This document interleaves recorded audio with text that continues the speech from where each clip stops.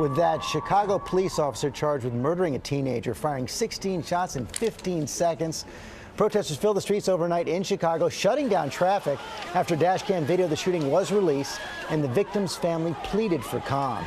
ABC's Alex Perez is on the scene in Chicago. Good morning, Alex. Good morning, George. Investigators say that officer opened fire seconds after he got on the scene. That video only made public now because a judge ordered it be released.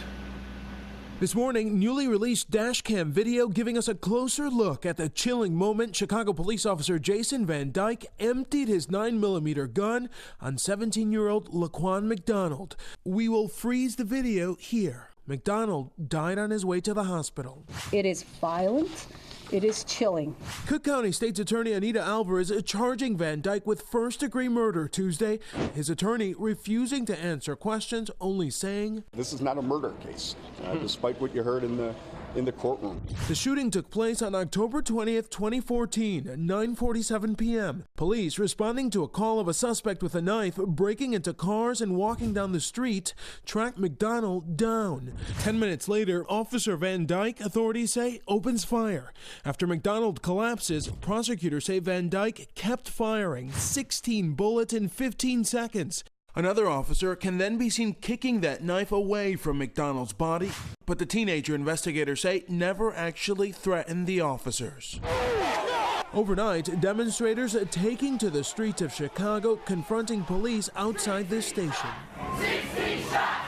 16 shots! And now, with community tension building, the city's top brass on edge. Jason Van Dyke will be judged in the court of law.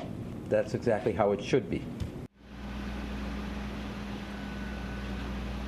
And Van Dyke is being held without bond. His attorney argues he fired his weapon because he feared for his life. The McDonald family has reached a $5 million settlement with the city. George? Okay, Alex, thanks very much. Let's get more on this now from our legal analyst, Dan Abrams. The shooting more than a year ago, the prosecution just a couple days ago. Yeah, and the prosecutor is basically saying these cases are complicated. They can take over a year. Both those things are true. But when you have this video with this many shots, and you have the prosecutor now admitting that she moves forward the announcement of the charges because of the video, it is a completely fair question to ask, why did it take so long? We saw the preview of the defense right there. They say the officer feared for his life. The legal standard is, would a reasonable police officer have felt in danger? Doesn't mean he's actually had to have been in danger, but would a reasonable police officer have felt that way? Of course, the challenge here is going to be because he didn't have a gun, it turns out, and most importantly, the distance he was from the officer. There's no indication that he's running towards the officer, etc. You listen to the defense attorney, and he keeps saying again and again, this is not a murder case, which to me says this is a defense attorney who's looking for a lesser included lesser offense. charge. Yeah. And how much difference does it make that the boy did not have a gun, as you said, but he was not unarmed, had that small It's knife? critical in this case because of the distance between them, meaning if he'd had a gun, there could always be the threat of a shot. As it turns out, he had the knife in his hand without moving towards him.